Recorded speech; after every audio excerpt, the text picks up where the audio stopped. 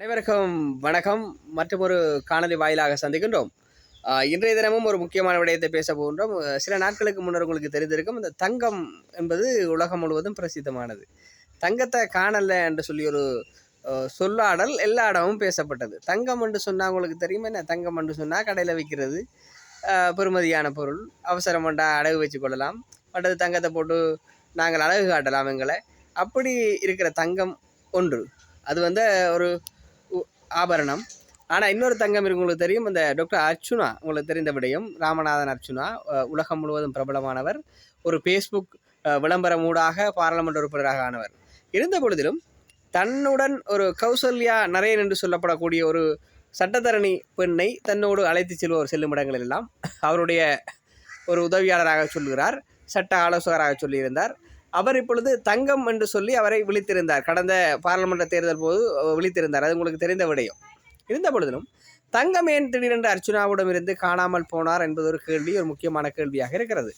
அர்ச்சுனாவிற்கும் கௌசல்யா நரேனுக்கும் சில காலங்களுக்கு முன்னரே பிரச்சனை தோன்றியதாக சொல்லப்படுகிறது. தங்கம் என்று சொல்லப்படக்கூடிய கௌசல்யா மீது பல்வேறுபட்ட அவதூறுகள், விமர்சனங்கள் சமூக வலைத்தளங்களிலே மேற்கிளம்ப தொடங்கியதன் பிறகு ஏராளமான விமர்சனங்கள் அவர்களுக்கு கௌசல்யா நரேன் அவர்களுடைய குடும்பத்திலிருந்து சொல்லப்படுகிறது. இந்த அரசியலிருந்து ஒதுங்குமாறும் குடும்பத்தினர் வற்புறுத்தியதாகவும் தகவல்கள் வெளியாகி இருக்கின்றன. அதனைத் தொடர்ந்து இந்த யாழ்ப்பாண உள்ளூராட்சி மன்ற தேர்தலை பொறுத்தவரையில் அந்த யாழ் மாவட்டத்திலே தாக்கல் செய்யப்பட்டிருந்த ஏராளமான வேட்புமனுக்கள் நிராகரிக்கப்பட்டிருந்தன. இந்த நிராகரிப்பை தொடர்ந்து அர்ச்சுனா அவர்கள், பாராளுமன்ற உறுப்பினர் அர்ச்சுனா அவர்கள் இவர் மீது கடுமையாக கடிந்து கொண்டதாக, அதாவது அவரை பொருத்தமற்ற சொற்களால் பேசியதாக தகவல்கள் வெளியாகி இருக்கின்றன. அதனைத் தொடர்ந்து கௌசல்யா நரேன் அவரிடமிருந்து விடைபெற்றிருப்பதாக சொல்லப்படுகிறது. அதற்கு கௌசல்யா நரேன் விலகி இருப்பதற்கு பிரதான காரணம் கௌசல்யாவின் குடும்பத்திலிருந்து வந்த அழுத்தமே காரணம் என தகவல்கள் வெளியாகிருக்கின்றன, சில செய்திகள் சொல்லப்படுகின்றன. இந்த அடிப்படையில் பார்க்கும் பொழுது ஒரு பாராளுமன்ற உறுப்பினர் ஒரு பெண்ணை அவருடைய உதவியாளராக வைத்திருப்பது ஒரு விடயம்.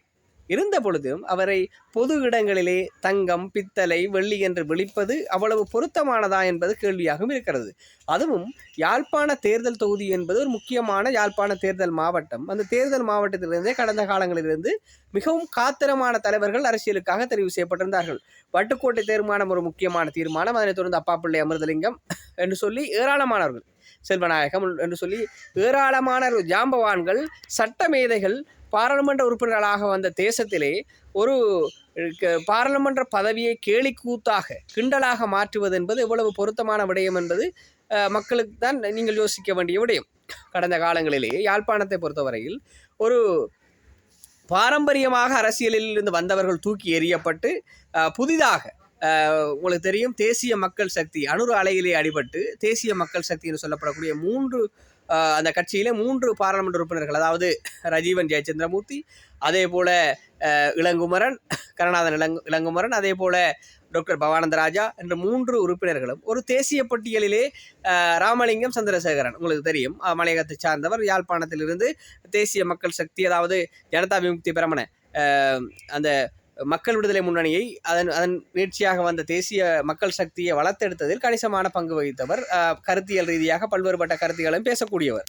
அப்படி இருக்கக்கூடிய மாவட்டத்திலே ஒரு பாராளுமன்ற உறுப்பினர் அர்ச்சுனா என்பவர் ஒரு பெண்ணை தங்கம், பித்தளை என்று சொல்லி பேசுவதும், கதைப்பதும், உரையாடுவதும், அந்த ஒரு கேலிக்கூத்தான விடயங்களாக முக்கியமான சபைகளை மாற்றுவது என்பதும் அவ்வளோ ஆரோக்கியமான விடயமாக இல்லை. இப்போ அர்ச்சுனா ஒரு பாராளுமன்ற உறுப்பினராக வருவதற்கு முன்பதாக வடக்கு மாகாணத்திலே சுகாதாரத்துறையிலே நிகழ்ந்த ஊழலை வெளிக்கொண்டு வந்திருப்பது ஆரோக்கியமான விடயம். அவர் காலாகாலமாக பேசப்படாத இருந்த விடயத்தை பேசா பொருளாக இருந்த விடயத்தை பேசுபொருளாக்கி மக்களின் கவனத்தை ஈர்த்தவர்.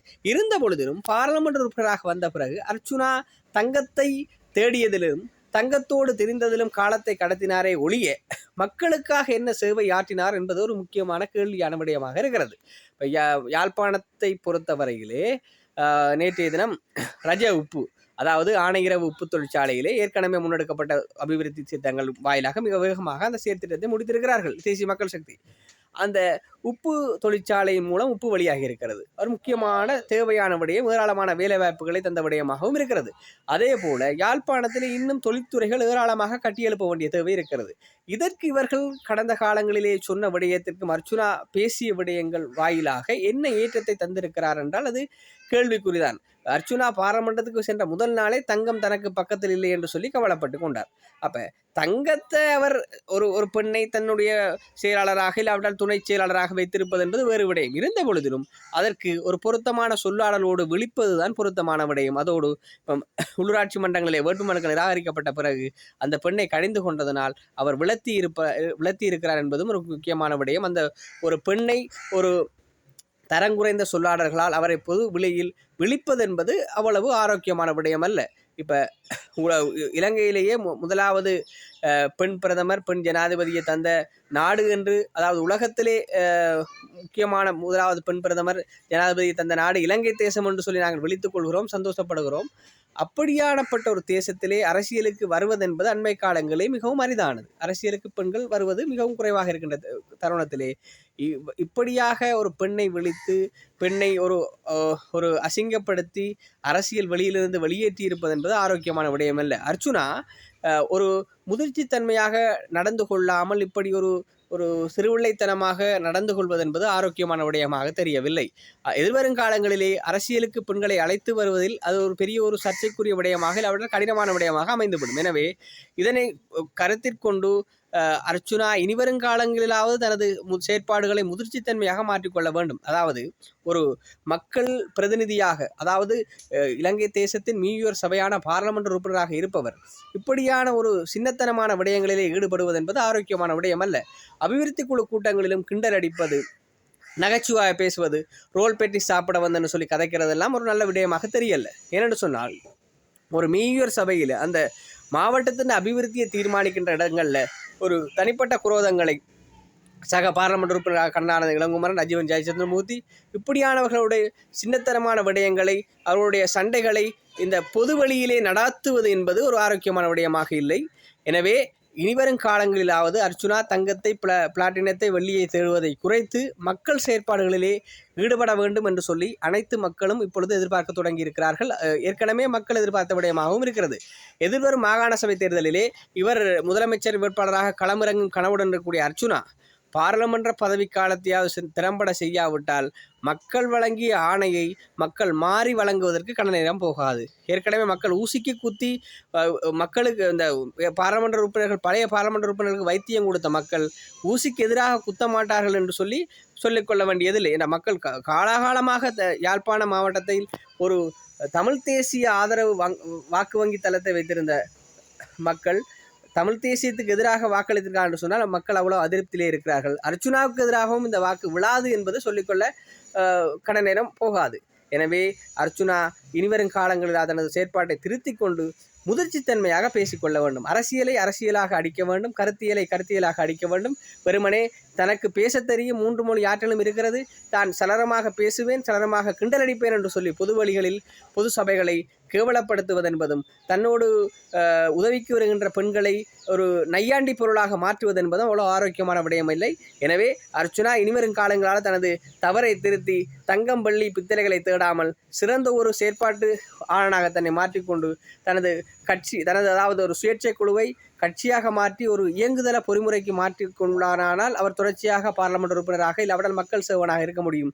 இப்படியே சுயேட்சை குழுவாக வைத்திருந்து தான் ஒரு கேலிக்கூத்துக்கு உள்ளான ஒரு நபராக இருந்து கொண்டிருப்பாரானால் அடுத்த முறை அவர் பாராளுமன்ற கதிரையை விட்டுவிட்டு மீண்டும் பதவியும் இல்லாமல் மீண்டும் முன்னாள் பாராளுமன்ற உறுப்பினர் என்ற பெயரோடு செல்ல வேண்டி ஏற்படும் என்ற ஒரு எச்சரிக்கை குரலை நான் இப்பொழுதே முன்வைத்துக் கொள்கிறேன். இந்த விடயம் அர்ச்சுனா தன்னை திருத்திக் கொள்ளாவிட்டால் எதிர்வருங்காலங்களிலும் அர்ச்சுனா தான் ஒரு இல்லாமல் போகக்கூடிய அபாயம் ஏற்படும் என்பதை நான் இப்பொழுதே சொல்லிக் கொள்கிறேன். நன்றி, வணக்கம். மீண்டும் ஒரு காணொலியிலே சந்திப்போம்.